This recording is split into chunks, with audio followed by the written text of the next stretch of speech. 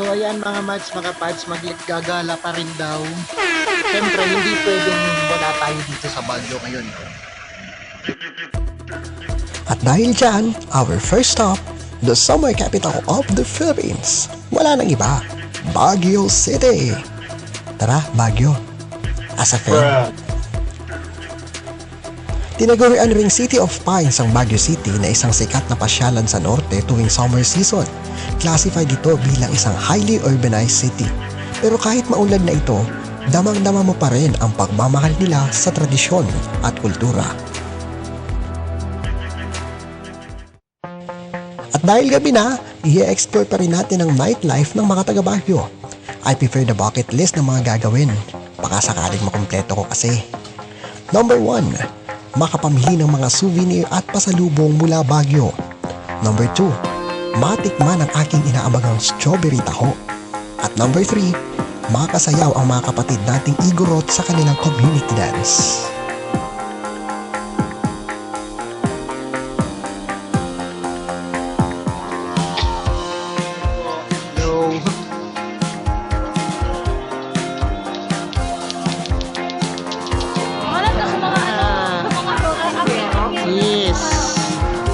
Pesos each. Wow. Or nagulpihan ang person.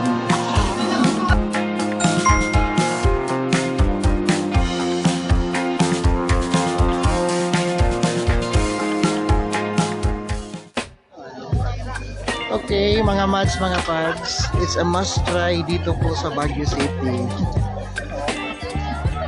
Ang ating inaabangang strawberry taho.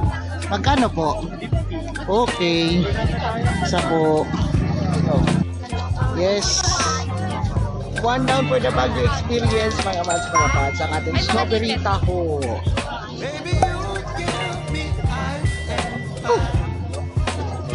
Diba? Lasap na lasap yung strawberry.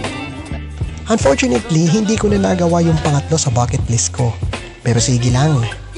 Bawi na lang next life.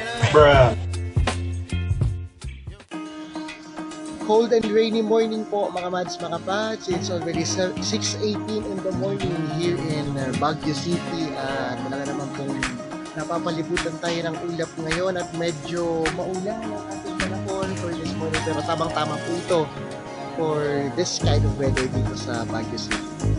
Day 2 ng ating travel pa north. Dahil gusto naming bumawi sa nangyari kagabi, kahit papano'y may mapuntahan pa rin tayo. Dumaan muna kami sa Our Lady of the Atonement Cathedral or Baguio Cathedral bago pumunta sa Mines View Park para makapabili ng dagdag pang souvenirs. Kotang-kota ka na cervic ah.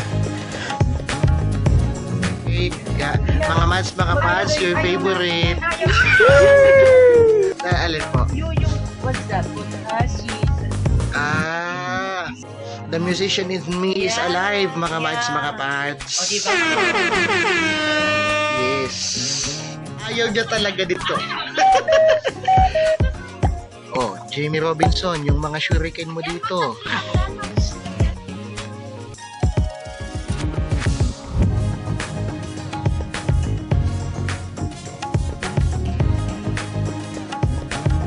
Nagmukha akong si Jeko Silang. Ay, bakit?